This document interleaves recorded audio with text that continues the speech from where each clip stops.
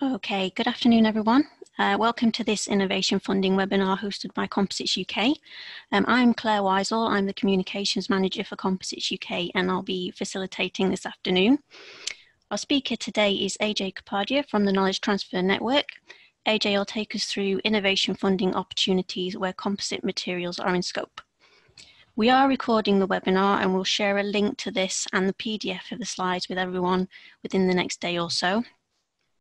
If you've any questions, please put these in the Q&A box, which is at the bottom of Zoom screen, rather than in the chat, and then we'll go through those at the end.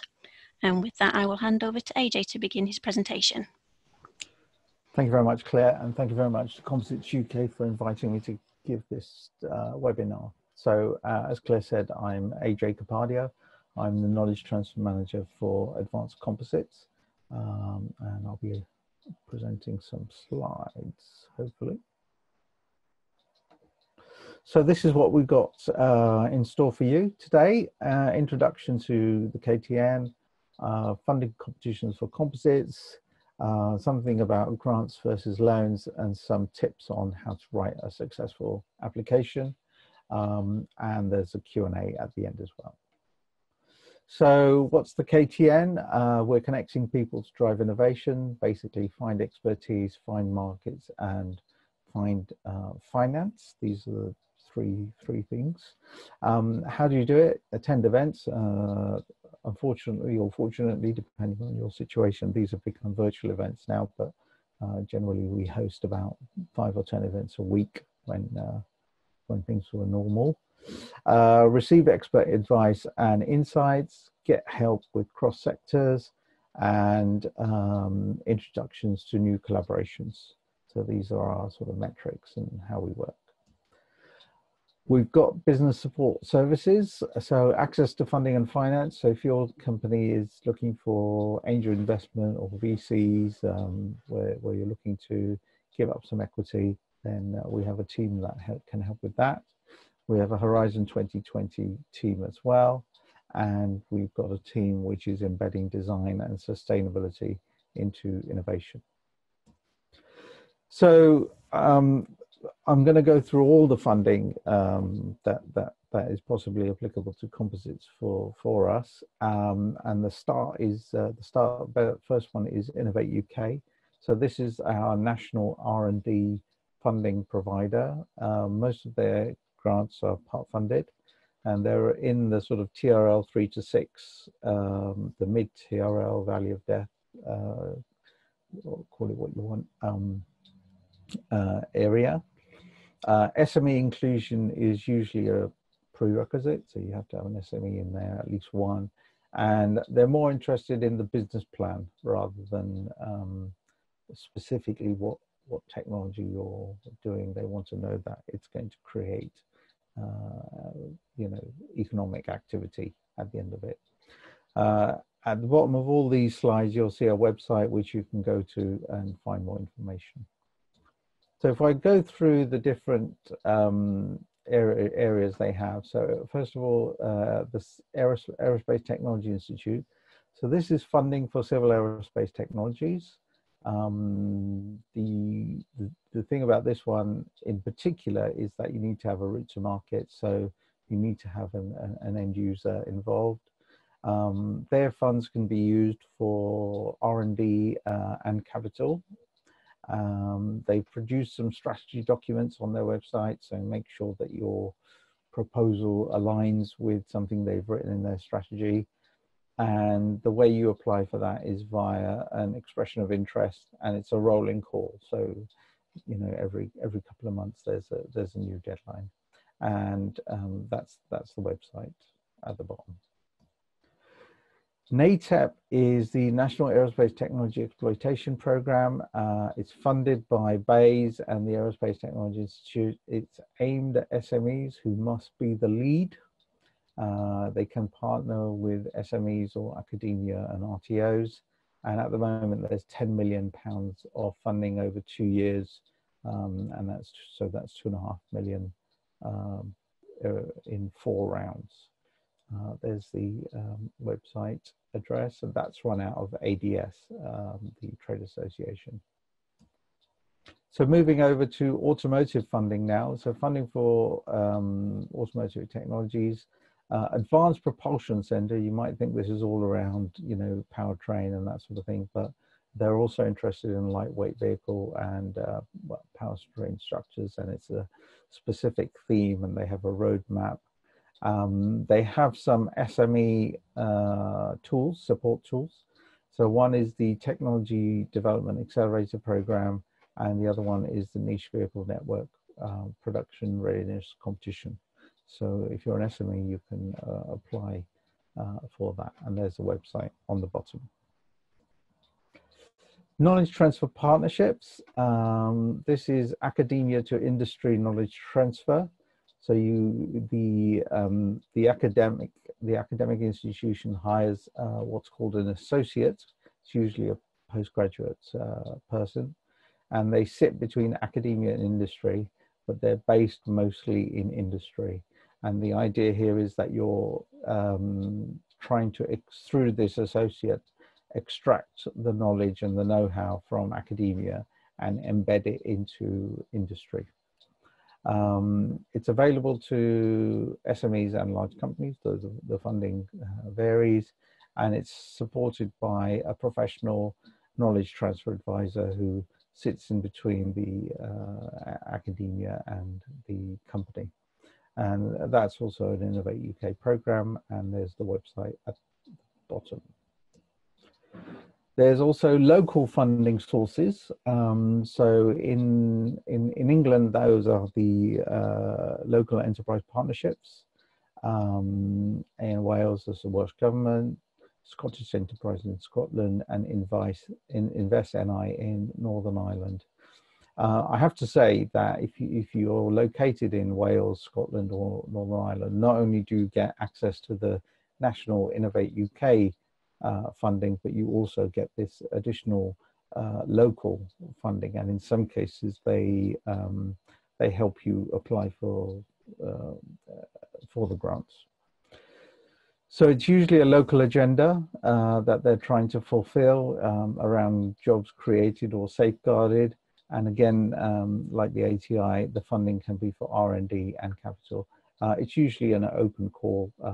You know, you go on the website and see what it is that they are looking for.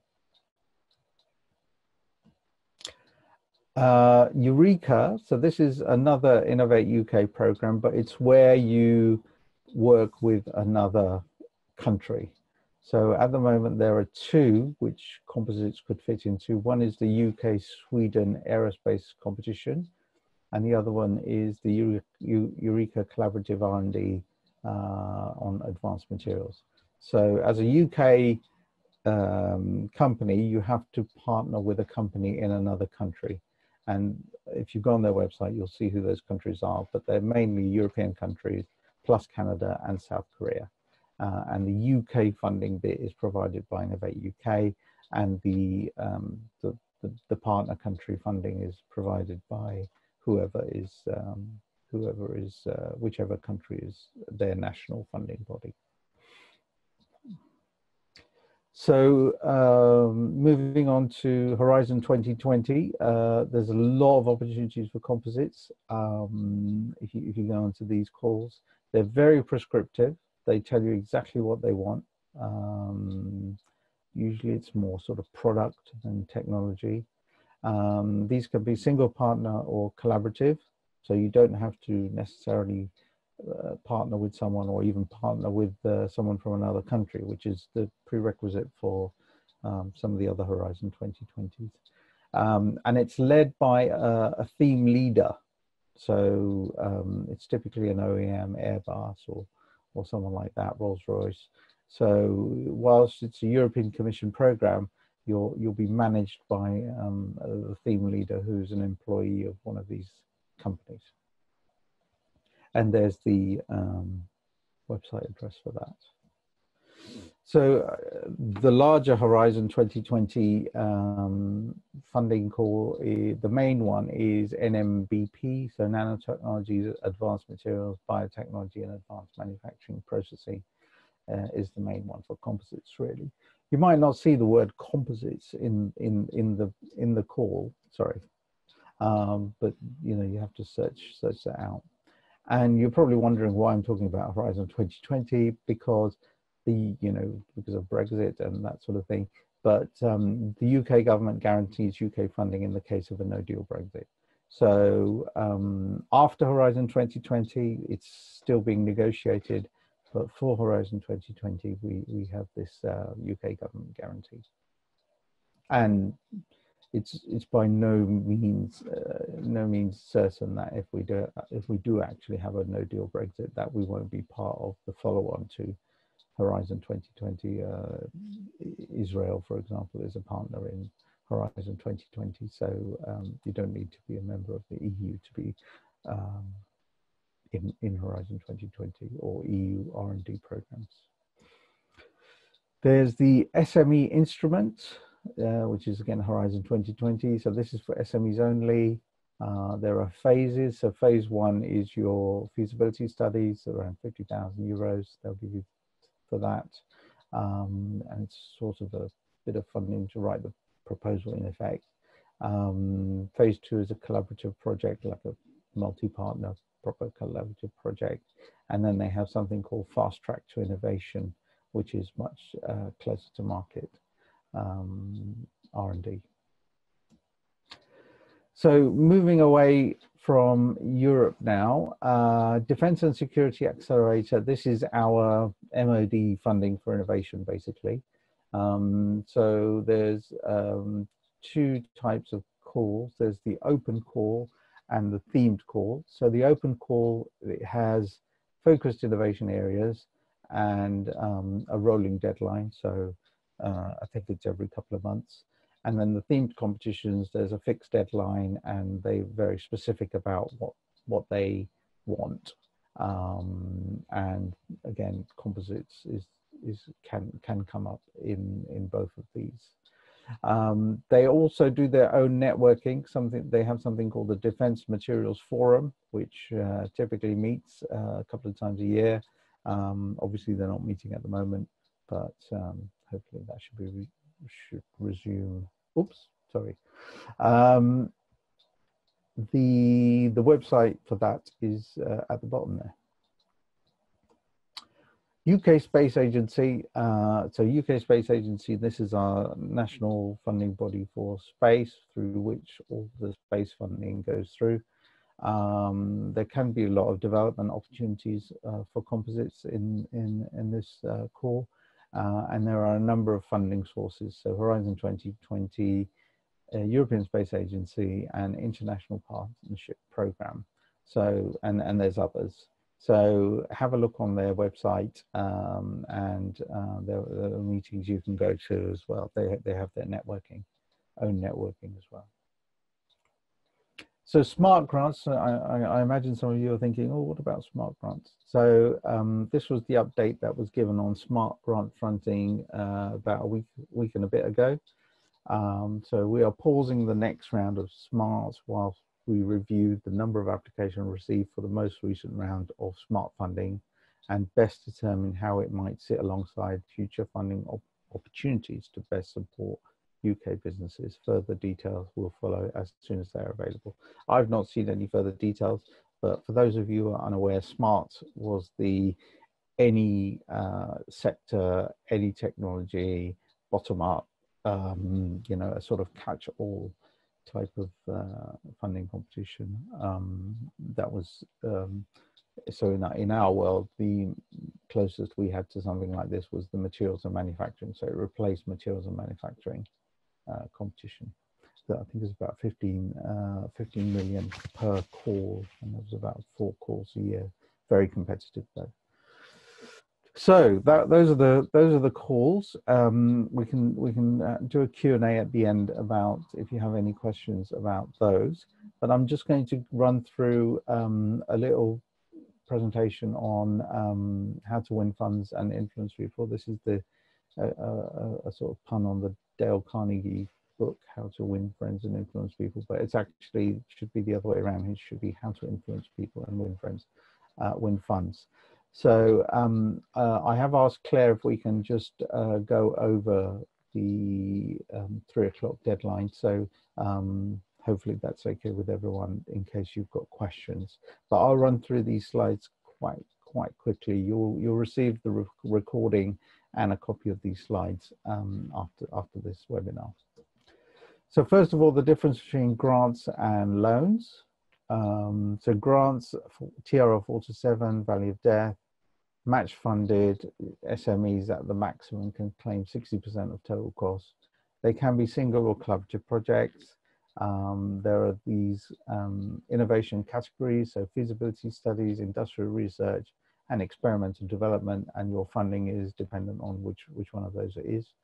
And usually there's a project duration of up to 3 years. Innovation loans, which were quite popular and may come back. This is more late stage R&D, so it's close to commercialization. Up to 100% of total costs are covered.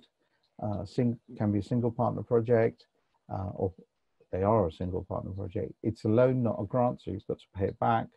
And the project duration could be up to 5 years, so 3 years of R&D and 2 years of commercialization. And the lifetime of the loan, a maximum of 10 years. So I'm just going to go through some of the assessment sort of criteria. So what, and this next bit is a little bit light-hearted, so please view it as such. So what are the assessors looking for? They're looking for a good proposal, and they see plenty of not so good ones, and you know they actually want to fund good proposals as well. So it's like an exam question and a story. Like all exam questions, the keywords and answers are contained in the question. There's a lot of technique for individual cues, but it all requires a compelling narrative. You've basically got 10 scored questions and 3 appendices. They require answers of no more than 400 words each. So you've got 4,400 words to convince your assessor that yours is a good one. So project summary, this will not be scored, but it's about 400 words. This is the first thing they read, and you need to get them on side right from this moment. If they're turned off by your project summary, it's unlikely they're going to be turned on by the rest of your proposal. So it's, wow, I get this, I like this. Economist editorial style, short sentences, and active tense. Then you've got the need or the challenge. I've noticed people get, so we review proposals, we don't assess them, but I noticed that people get very techie in this bit. So this bit is not about the tech, this bit is about the unmet business need and how you're going to fix it and to show that you know what you're talking about. So this is how it's scored. I won't go into this, but you'll get the slides at the end, and you can go through that in your own time. Then your approach and innovation. So this is where you can get techie. Again, you've got 400 words, and we will solve this challenge by this. It's better than our competitors. It's based on earlier work, pattern searches. We have the freedom to operate, and we will deliver these outputs. And you've got your first appendix here, so you know, make it nice. You know, you've got complete freedom here. You can put in a diagram, you can put in a picture. Make sure it's a picture that looks nice and is easy to understand. And those are the scoring approaches. I should remind you that all 10 questions are scored exactly the same. So it's not weighted, you know, the question 2 is not more weighted than question 1 or whatever. You'll get a score out of 100. So each of these questions are as important as the other one. So this is your team and resources. So you need to sort of build a justification for why you've put this team together, what resources they're going to provide, and if you need additional resources. So this is the subcontract bit where you'll get them from. Normally there's some sort of a limit on subcontracting, can be 20% or something like that. I mean, try and avoid subcontracting if you can, but if you are going to use subcontracting, you need to keep it as minimal as possible, and you need to justify it while you're doing it. Don't forget here where you put down names of people. Assessors have been known to look on LinkedIn just to make sure you're not fibbing. So make sure your LinkedIn profiles are up to date. And there's the scoring. So market awareness, this is a very important question, although it's scored the same. You know, you need to know what your market is. So your market looks like this. There's the trend with numbers, recent references. We know where we got that from. And this is our target addressable market. So no good in saying that the market for composites is whatever the document says it is, 12 billion, I think, because that's unlikely to be your target market. So what's your target market? And make sure that there's a good justification why you have picked what you have picked. So that's the scoring, which you can look at in your own time. So outcomes and route to market. So this is how you're going to grow your business, increase your productivity into the long term as a result of this project. So this is the value proposition to customers, how they're going to make benefit of your innovation. What's the route to market? So, you know, how are you going to get your product or technology or innovation to market? And, you know, where do you sit and where's this innovation project going to get you? So that's the kind of stuff you're looking for in here. A lot of the time, I've seen people fall down on this question because there's just no route to market. You know, there's just no way that you're going to be able to sell this thing to anyone, really. You haven't thought about that. And this is the evaluation on that. These, by the way, these questions can change. They're more or less, they'll more or less be the same, but they can change competition to competition. So just be aware of that, and look at the guidance for applicants on Innovate UK website. Most funding bodies are asking for similar types of information. So wider impacts, this is the section that gets most overlooked, I found, in project proposals. So what are the, what impact is this project going to have outside of the project team? So this is all the sort of nice soft stuff, economic, social, environmental, greater good. You know, you can talk about less CO2. You can talk about better health and safety, that sort of thing. Also, if you can state any regional impacts, what, you know, job creations, job safeguarded, etc. That would also, you know, supply chain jobs or building a supply chain, that sort of stuff. That's the kind of stuff to put in here. And don't neglect this, because although it's worth the same points as question 2. And those are the, yes, if you've got any negative impacts from your project, then make sure they are fully mitigated. So if you've got an aerospace project which is going to create CO2 or whatever, then make sure that you mitigate that somehow. Project management, this should be the easiest one to do, because you should be able to get one from one you did earlier, though I wouldn't suggest a copy and paste. So you've got to have a good project work packages, got to be costed, the research category's got to be clear, description of the deliverables, because that's what you're going to be assessed on, and any project management techniques and what your structure is.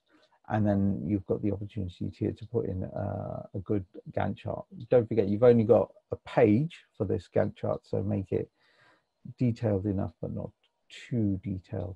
Your project monitoring officer is probably going to look at this when he monitors your project. So be realistic. And those are the assessment criteria. So risks, you've got to be a bit careful here that you don't make it to sound too risky or not risky enough. If it's not risky enough, then they'll tell you to go to your bank. If it's too risky, they'll say you're going to fail. So you need to put it somewhere in between. And this is best to do this through a risk assessment. And the categories for this could be project, technical, commercial, environmental, regulatory, or whatever. Who owns that risk? What sensible mitigation is, and how you'll manage this risk in the project. You can include a risk register in question 8, and best to put it as a graph. So normally you give an evaluation of the severity and the probability, and then you add those two numbers up. And this is assessment. Additionality. Why do you need the British taxpayers to fund this project, is what you're sort of answering here. So it could be, you know, it wouldn't happen without the funding. Support enables faster time to market, de-risking to the point where private investors come in and look at all these benefits that the UK taxpayer is going to get. So again, similar to the risk question, don't make it sound too crazy or too sensible. And there is the scoring criteria. So cost and value for money, it needs to be excellent value for money. Work packages need to be costed modestly. They'll have some idea of what it takes to do these things. So, you know, make sure you don't spend £1 million on doing 10 experiments or something. Subcontracts need to be justified. They prefer you not to have subcontractors actually, but subcontractors are allowed for things like mechanical testing, but justify it, and make sure it is Innovate UK are supporting this, but on behalf of the UK taxpayers. So make sure you put something in there that's worth it for them.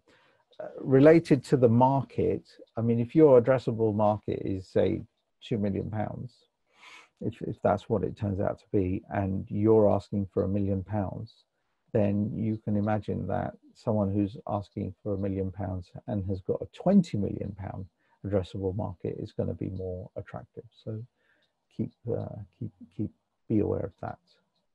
And there's the assessment criteria, which you can look at your own time. So scope is the small print. Each of these competitions will have a scope. Make sure you are in scope. If you're not in scope, you'll be putting in a lot of effort just to get a response back saying you're not in scope. So one of the best things to do is to check with Innovate UK if your project is in scope. And you do that simply by sending them an email. And they are helpful. And then the good thing about that also is that you've got a record of them saying it is in scope, so they can't go back on it. A lot of people come to me after they've had their feedback and their proposal hasn't been funded. And normally you get one assessor who's really pro, one assessor who's really anti, and 3 who are sort of in between, really, in terms of the feedback, not the scores. You only see your final score, you don't see the individual scores. So, and normally what they say to me is, oh, well, because of that one assessor, my project wasn't funded and he didn't get it. So the scores are moderated. So if all the scores are vastly different, then the 5 assessors need to get together and agree a score. Otherwise, if they're kind of similar, then they're average. The feedback is important, but don't expect your assessor to have necessarily know about the topic. You're the expert on your topic, not the assessor. So, and bear in mind that your assessor has about 2 hours to read your proposal and the appendices and score it and write the feedback. So you can't expect them to have gone into it in as much detail as you have. So just bear that in mind. All the more reason to make it nice and simple and easy for them to read, to get them on side right from the beginning, and just to do everything you can to make them give you a high score. So wow them from the off. So, you know, they'll start from your public summary. Make sure that they're already on side with that. Answer the questions. So when you get the questions, you'll get the question, and then you'll get a number of bullet points underneath that. Make sure you've answered all those bullet points. Put effort into the appendices. You know, you've really got a license to do whatever you want there. So use that. Make it easy for the assessor. So use short, punchy sentences and create a narrative flow. Everyone likes to read a story, so make yours a story. If in doubt, ask. So we KTN, we have review. We do review proposals for those who are not experienced in the shall I call it, the art of proposal writing. But Innovate UK will be the arbiters. So a couple of links. So that's where you find Innovate UK competitions, and the KTN also has a funding page where you'll find not only Innovate UK competitions, but other competitions as well. So you can you can speak to KTN for advice. There's a Catapult network as well. I see there's some people from the National Composite Centre and the AMRC who are on today. So I think all seven, I think there's 7 of the Catapult centres are doing something in composites. So I'm sure you'll find one of them can work with you. In some cases, they will manage and write a project for you, as long as they can be in it. And then there's Enterprise Europe Network as well. Stand out. An assessor has probably about depending on how fast he or she is and how long they spend on these, they have between 7 to 10 proposals to read a day. So after the whatever 15th one, he or she's lost the will to live. So make sure you stand out. And those are my details. So very happy to help anyone. Although my specialist area is composite materials, we do have I do have 200 colleagues in the KTN who have their own specialisms in terms of technology and sector. So if it's not composites you're after, then I'm sure I can find you someone who has the expertise and the connections that you're looking for. Okay, Claire, 35 minutes, not bad.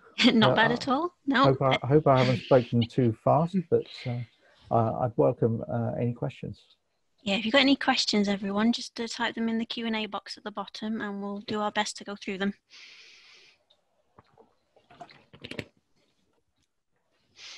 Whilst there's no questions, one of the things I could also mention is that if you want a shortcut to all this administration, then there are commercial proposal writers out there who will, well, they all have different models actually, who will write the proposal for you and, kind of make sure that they,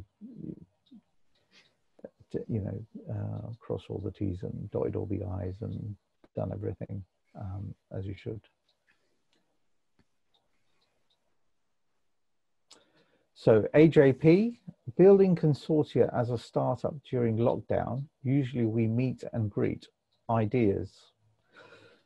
So most of these competitions have briefing webinars. So a lot of this has gone virtual now. I also do support the Transforming Foundation Industries ISCF Wave 3 Challenge, where they've had consortia and whether they've had briefing events, and we've had consortia meeting through something called Meeting Mojo.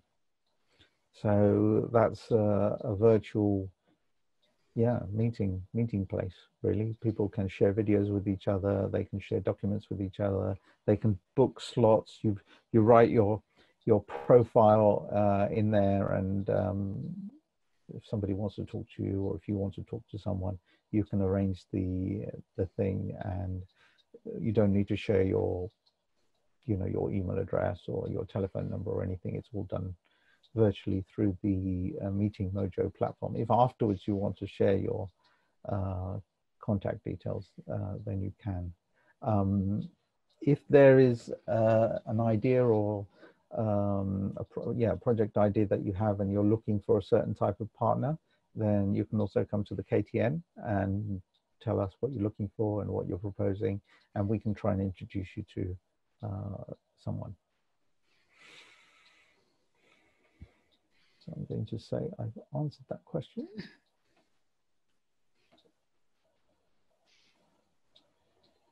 Any more questions? Come on, it can't have been that clear.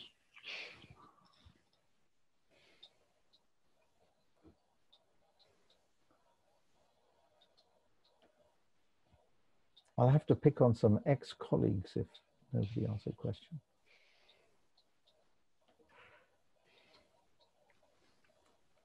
Well done, ex-colleague. Any comments on funding? I think that's RTOs and overheads from Chris Worrell. So, yeah. So with RTOs and overheads, I think you have your overheads agreed with Innovate UK, and Innovate UK will fund you 100% of those agreed overheads. I think that's the case. I'm not entirely sure. I think that's a question for your commercial people, Chris, what the latest situation is.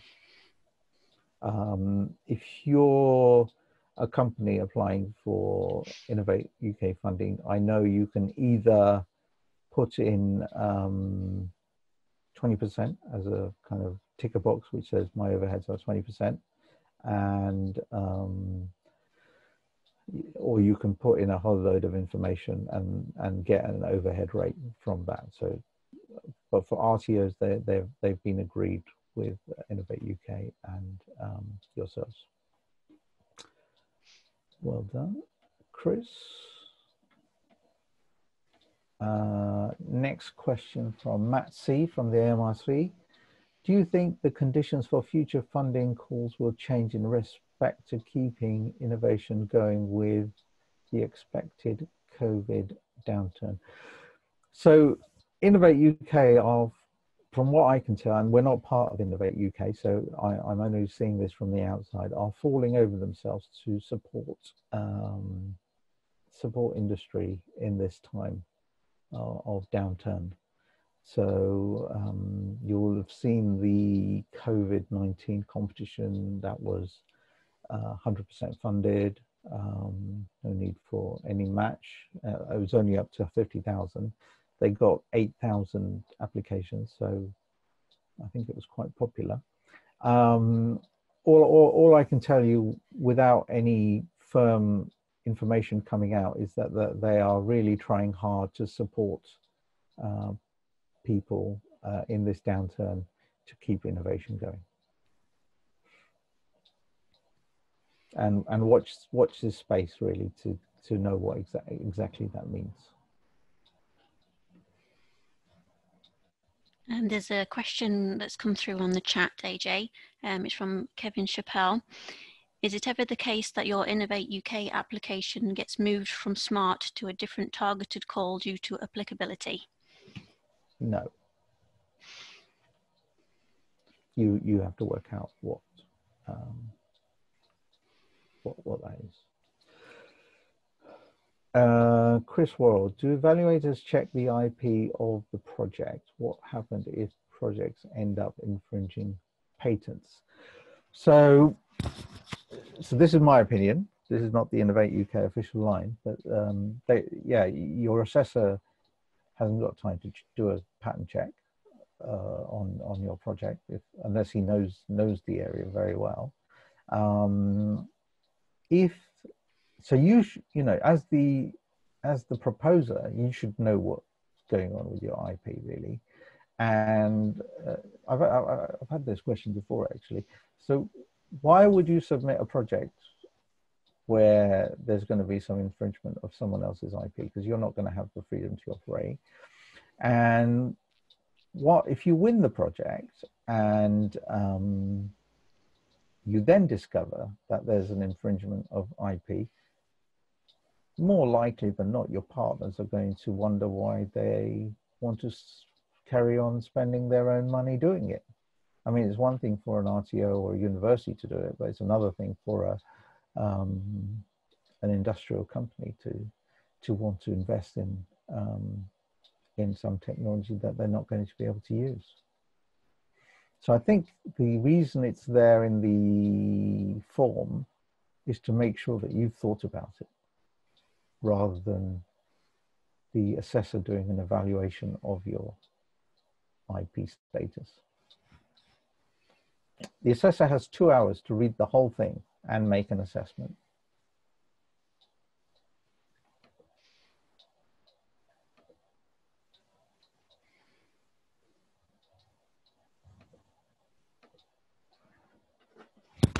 Any more questions?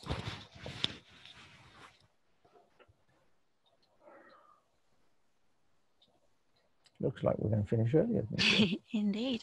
Well, if there are any further questions, obviously AJ's contact information is on the screen, or feel free to reply to the email that we'll send out afterwards with the webinar recording and slides, and we'll pass it through. So if there's no further questions, we'll bring the webinar to an end. Thank you very much, AJ, for leading on this, and thanks to all of you for attending. Composites UK has around a webinar a week coming up between now and August, so please check out what we've got going on, and we'll see you again next time. Thank you very much. Okay, thanks for listening, everyone.